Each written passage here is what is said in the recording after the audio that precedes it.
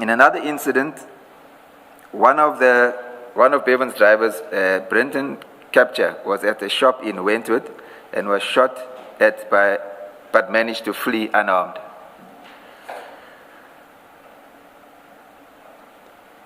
A while later, the same driver's father was seated on his veranda with his son and was killed in a drive-by shooting. The incidents were registered under a Wentworth case. A friend of Bevan, a friend of Bevan and his wife were shot in Tiflin Road in Wentworth while he was taking his wife to work. His wife was injured and he was hospitalized for a few months due to the severity of the injuries. He is now in rehabilitation to assist him to walk again. This shooting incident is also registered at the Wentworth police station. In another incident, one of Bevan's ex-drivers, Denzel De Silva, was shot while awaiting his food order in Wentworth. He survived the shooting incident. A colored male by the name of Deon Ismail Wood was arrested for the shooting and is currently in Westville Prison. A police docket that refers to this case is a Wentworth case. I now turn to the events leading to the murder of Bevan and his friends. The allegations against Bevan. There are allegations that Bevan was involved in drugs or killing people. I deny that. As far as I know, he lived from income received from his towing and taxi business. He did not live a flamboyant life and lived modestly. I have been in the service. I would have had some idea if Bevan was involved in drugs or in the killing of people. I vehemently dispute those allegations. The narrative that Bevan and his friends were involved in drugs were a cover-up by the police to justify hunting him and ultimately killing him. I now deal with the police harassment in the course of them hunting Bevan. If I may just pause you there. You say you dispute these allegations. Do you still stand by that version? Yes, let me just elaborate. When I said dispute these allegations, Bevan's been living at the premises next door to me from 2020, beginning of 2020. I can go on to say that as a father, I'm not with him all the time. I can comment on when I'm with him. I don't know what he does or what he did when he wasn't with me, but in my presence and while he was living at that premises, I did not see any evidence of any of the allegations. Okay, please proceed. Okay, the harassment and intimidation by the police began in 2022. But it is important that I set out the context which I believe is important and basis for the harassment. During 2022, both Bevan and myself received information that there was an assassination contract put on Bevan's life in the amount of 2.5 million. I also received information from a policeman I know that the hit on my son, Bevan, was genuine. The word was that I should be careful because if they cannot kill Bevan, they would kill my son, Nicholas, or myself. My son, Nicholas, was a Bolt taxi operator and had to cease operating because of the threat on his life and subsequently lost his income and the vehicle. Bevan and I were informed that Clive Nyker put up the 2.5 million contract to kill Bevan. On 23rd of January 2023, Bevan called Nyker, Clive, and confronted him in this regard. I have submitted a recording of that call to the Commission. A transcript of that call is attached as GL2. Sir, before you proceed, can we then turn to GL2, which should be page 112 of that same file? Yeah, this is it, yes. This is, and Commissioners, may I request to play this video, I think this telephone recording at this present moment? Shouldn't, or should we? Is this not the first mention?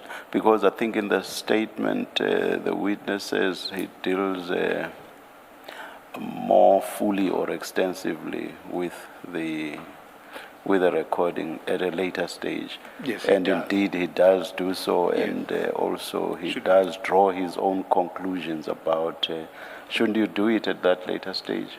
I'll take your guidance. Yes, yeah. Yeah, let's do it that way. Thank you. Please proceed, Mr. Loftus. I will deal in more detail with the call below. For present purposes, I submit that it proposes strong evidence that NICA was behind the 2.5 million hit on Bevan's life. Okay, the incident of the 13th of December 2022. On Tuesday, the 13th of December 2022, I was at my home when I saw a number of policemen at Bevan's house. There must have been approximately 20 to 30 members, some in plain clothes, while others were in uniform, including the dog unit, the NIU, vehicle pound unit, and Metro Police. I went outside and saw members of the police walking up my driveway. I took out my cell phone and started video recording them. There were two policemen outside Bevan's gate in civilian clothes. I jumped over the fence into Bevan's yard and approached them at the gate. One of the police officers, who later became known to me as Warrant Officer Sivan Naidu, shouted at me not to record anything. He told me to open the remote control gate, which I could not do as I did not have the remote in my possession. He told a white captain from the NIU, which is the National Intervention Unit, to arrest and handcuff me. I was not informed of why I was being arrested. However, that could happen. However, before that could happen, I threw my cell phone to my son, Nicholas. One of the policemen grabbed hold of my son, Nicholas, and choked him and took my cell phone from him. I asked the warrant officer... Sorry, for clarity, you were not arrested eventually. You were arrested twice on later occasions. I was arrested then.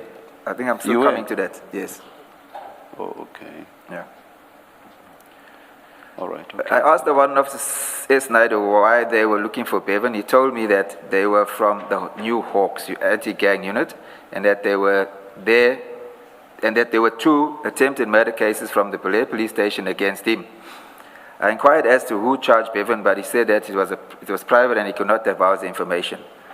I asked who the investigating officer was, and a sergeant governor stepped forward and spoke to me.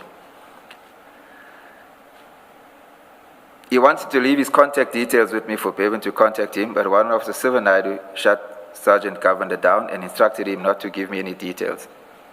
Warrant Officer Naidu told the captain to force the gate open, which he did with a pry bar. Warrant Officer Naidu knew that I was an ex-policeman, and he then told me that he was charging me for not cooperating and withholding information, hence the defeating the ends of justice charge. One of Bevan's employees, Eckert van der Bijl, was working on the premises and was assaulted by an NIU officer, which incident was recorded by the CCTV cameras. Eckert was also assaulted later on that day by a uniformed policeman, I should say. Sometime after the initial police raid, Captain Dina Governor, Constable Ian Ronnie of the Metro Police, and another captain, unknown to me, arrived at the premises. I later established that... Sorry. This is exactly what confused me, and I thought you were not arrested when you referred to just before the arrest happened. And now you say sometime after the initial police raid, and eventually the incident you are referring to now does result in an arrest. No. So what's the sometime after the initial? When I say time, I don't mean a long time. It was like a matter of minutes. So it's a very short space of time, because I've got a long driveway. I'd say it's about between 50 meters probably and 60 meters. So by the time that I walked, they walked me up to the garage is at the top end of that 60 meters. So by the time I got there, Dina and Ian Ronnie had arrived. Okay. So and how do you separate the raids? You refer to an initial raid.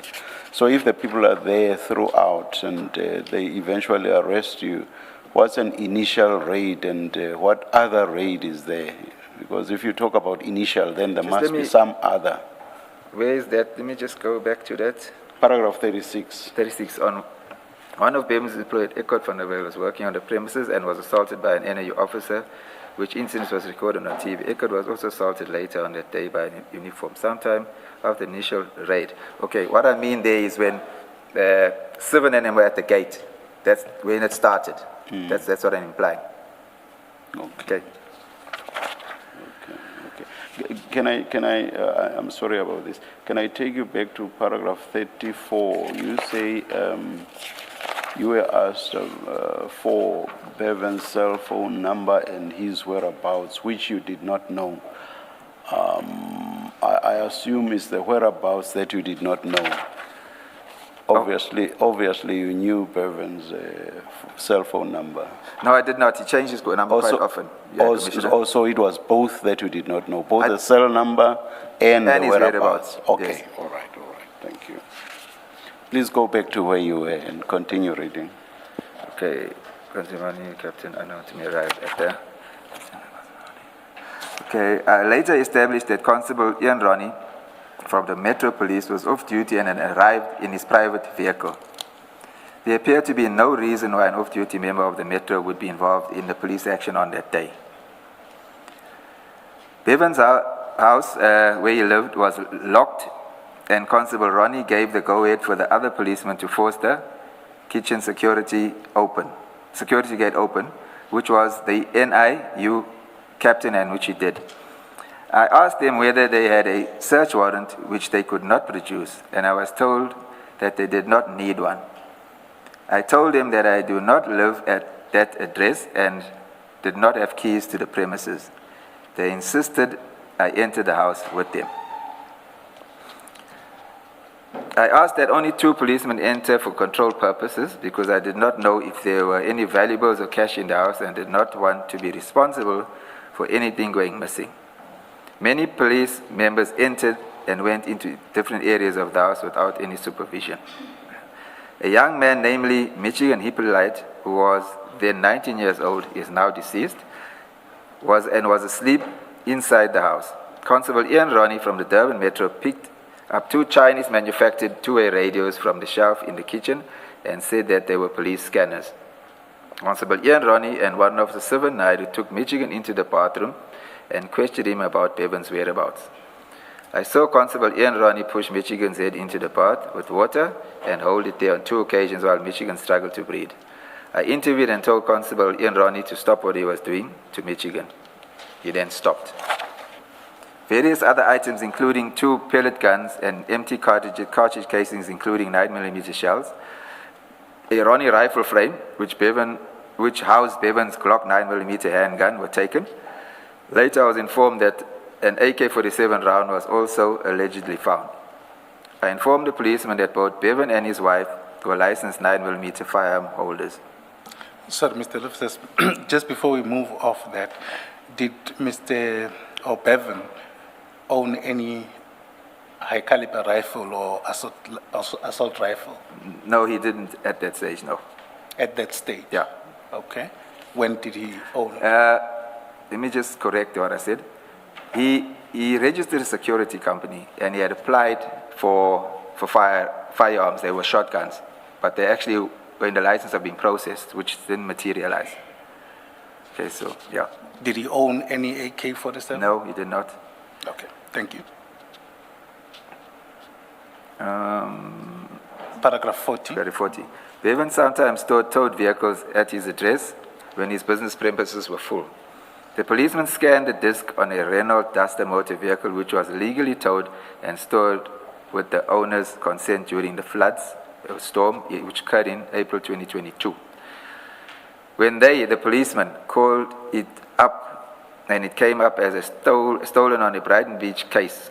The Brighton Beach policeman had previously come to the premises with the owner to remove the vehicle. However, the vehicle was left at the premises and had attracted storage charges which the owner had not paid. We showed the police the legal documentation together with the newspaper advertisement in the independent newspaper on Thursday, 21 July 2022, indicating that the vehicle would be sold to defray costs. After seeing the documents, the police left. I was then forced to open the garage, which I did under duress without a search warrant. My old police issued bulletproof vest and handcuffs were hanging on the wall in a bag, which was covered in dust and insect droppings mess. I informed them that it was my issue, which had been hanging on the wall for the last 15 years. When I resigned in 2009, they only took my service pistol, and I kept all my uniforms and other equipment. Sorry, just before you go there, out of interest, aren't you under an obligation to hand back all the tools of trade? Some of them, yes. The bulletproof vest should have been handed back. But if I can just explain how Please. it remained in my possession. When I resigned in 2009, I went to the station commissioner and told him that I'm resigning. I had accumulated 9 months vacational leave over the years. And at that time, I don't know if it's changed now, if you left voluntarily or resigned, you lost your leave, whatever leave you had accumulated, and you didn't get paid out for it. So I said to him, I want to resign. Can he please sign my accumulated leave, which amounted to 9 months? He refused to do that. He actually said to me that he won't do it because if he signs it and the 9 months leave is completed, I probably will withdraw the resignation. So I said to him, okay, let me post-date the resignation and he can keep it in his safe, and on that date he can submit it. So I had my firearm with me. I handed in my firearm. The bulletproof vest was still at home, in the garage, because we didn't really wear it. So I left almost immediately. I went to Secunda where I had employment.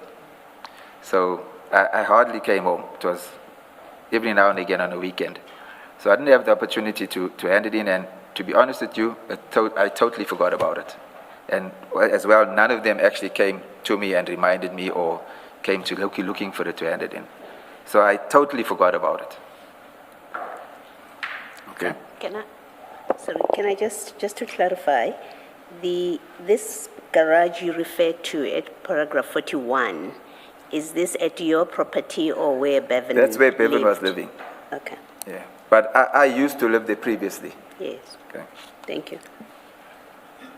I was subsequently falsely charged for obstructing or defeating justice because I did not know Bevan's cell phone number and whereabouts, and also could not open the gate.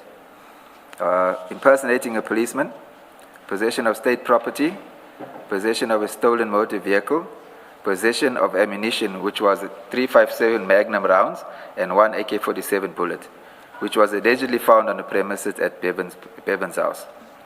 Just on that paragraph 42.5, you say allegedly. Do you dispute that? Yes, I dispute it. Firstly, if I can just explain further, Commissioners, the 357 Magnum rounds, I'm a licensed firearm holder of that caliber of weapon. And on the day, there was a captain from the Durban Central actually asked me if I have a firearm, which I said I do. So he went with me to my premises next door and he took possession of my firearm. The AK-47 bullet, I know nothing of that. False if even on your own version you forgot to hand them back. I wouldn't say that charge is false because I agree with you, Commissioners, because it was in my possession. Yes. But I'm saying it wasn't maliciously in my possession because the implication on the day was that I read from Captain Governor and Warrant Officer 7 ideas that I'm using it for malicious purposes. That's why when it was taken off the wall, it was hanging on the wall, I actually said to them, please take a photograph of the condition of that bag to show that it wasn't open, because there are a whole lot of insect droppings on it in the zip area. So I wouldn't say that's false. It's not false because I was in possession of it. And the badge, where was the badge? No, didn't find the badge. The badge, did you hand it back, the badge? No, I didn't. I destroyed it because they didn't take it. And there are other policemen that will tell you the same, that they also left with their badges and they themselves destroyed it. Thank you.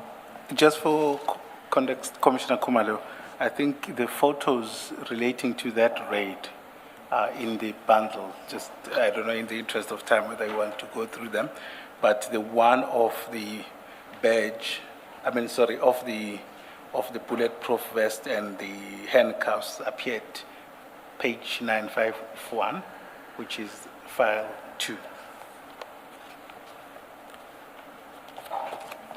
And 952, and then you'll see the rounds going forward. I don't know whether you need to see them physically. I think my concern with the statement was the allegation that he was falsely charged for possession of state property.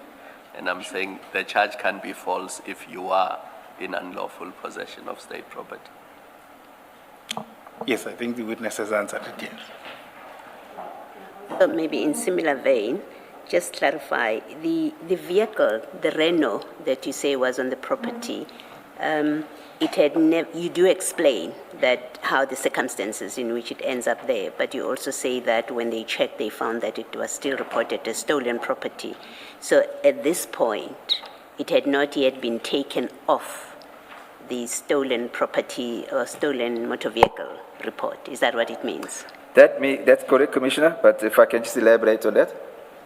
What had happened in this particular case, according to what I was told, why it was in his possession is because it was flooded. It was underwater during the floods in 2022. So that whoever towed it, called to the scene, had to salvage it. In other words, not just tow it, had to rescue it or recover it from that water. And then the insurance didn't want to pay for it. It was some kind of a dispute that took place. So he wanted the vehicle without paying. So this happens used to happen when I was a policeman as well. The owner would go to the police and report it stolen, so that the police can come and recover it, and he doesn't have to pay the cost of the salvage, recovery, and storage as well. And this is what I think happened on this day. That's why because I didn't witness the transactions between them, but I was kept up to date by Bevan about that vehicle. And he said to me, this is what's happening. Insurance doesn't want to pay the owner, and he doesn't want to pay cash out of his pocket as well. So in my understanding, that's why I went to the police and reported it stolen. So it actually wasn't really stolen. And if I can add on to that as well, this used to happen quite regularly when I was younger in the police, that owners used to come in, open cases of vehicles can be recovered. Then at some stage there was a circular that was sent to stations to say that the police are not to get involved in those transactions anymore. That's purely civil. So we stopped doing that. Thank you. If I can, I don't know if your commissioners, if you're interested in knowing about the impersonating a policeman. If I give you the background on that. That charge is, when they came, dinner and 7, when they entered the premises at the garage, Dinner Governor related to me that he knows about me. He knows I was working at Sanab with Warrant Officer Swanepoel, Warrant Officer Jones at that time, who's now retired. He retired as a colonel, and another gentleman who worked with us as a reservist. His name was Sunil Kara. That was our team. And he even said, you know, he watched us and we did some good work, and he knows that I've left the force, and he knows everything about me. Before he came, he did an inquiry, and he knows that I own the 3 houses. So with the impersonating, they implied that I said to them that I'm still presently a captain in the police. That's how that impersonating charge came about. Yeah, okay. I protested against the charges because I do not live on the premises and I have no keys or remote to enter the premises. Captain Dina Govender, Warrant Officer Sivan Naidu, said I was being charged because I owned the premises. They took me and I was detained at Durban North Police Station from Tuesday, the 13th of December 2022, and I attended the Durban Court 10 and Thursday, the 15th of December 2022, and was remanded to Westwood Prison for 7 days, for a formal bail application, that is. On appearing at Durban Court 10 on the 22nd of December 22, I was released on a 3,000 rand bail, and the case was later withdrawn. Early this year, in 2026, I was visited by Sergeant Koluse from the Hawks, who informed me that they are putting the matter back in court. They asked for a copy of my registration confirmation of the property situated at the address where Bevan lived. He said there was a search warrant and the court wanted to know whether they had searched the correct house. He also asked for a copy of my firearm license, which I later sent to him. It emerged from Sergeant Governor that the raid on our family homes on the 13th of December 2022 was ostensibly related to the 2 Belair dockets, which are both Belair cases. Bevan had no knowledge of these cases and was never contacted by the police officers who were assigned these cases. I later established that the Belay cases had been signed out by Captain S. Naidu and assigned to Warrant Officer T. Naidu from Durban Central Detectives on the 4th of December 2022. The dockets were returned a week later. Bevan was not contacted in that time, and we have never seen any evidence suggesting that there was any case against him. Sorry, just to clarify certain things, you talk of Sergeant Govender. Is that someone different to Captain Govender? That is somebody totally different to Captain Govender. And then there is Captain Naidu. It was Captain Govender, it was Warrant Officer Naidu, Okay. and Sergeant Govender. Okay. All right. Thank you. Please proceed at 46. At 46. Whilst I was in custody at Westwood Prison on December the 22nd, I received a message from Bevan's best friend Marlon Stewart, who is known as Sticks, that's his nickname, and another male known to us as David, who is a tow truck driver for Durban South Towing. They were shot and killed near Moses Mabhida Stadium. Bevan knew both deceased as he grew up with them, and Marlon was his best friend. According to Captain Dina Governor and Warrant Officer Sivan Naidu, Bevan and his manager, Hendrik Nunes, were persons of interest in the matter. This was mentioned to me and Bertie Lang, who was my attorney, by the officers. The allegation or suggesting that Bevan was involved in the murder of Marlon and David is fanciful. Marlon and David were his close friends. Moreover, Bevan was in Johannesburg when they were shot and killed. Okay. Sometime in January 2023, Bevan came home one day and told me he got a phone call from a friend that is in the Sydenham Taxi Association together with Clive Nyker. The friend told Bevan to be careful because Mr. Clive Nyker had put a hit on him. Apparently, no photos of Bevan or details of his appearance had been circulated, but word was out that Bevan lived in the Bluff area and drove a white BMW and a white Toyota Bucky.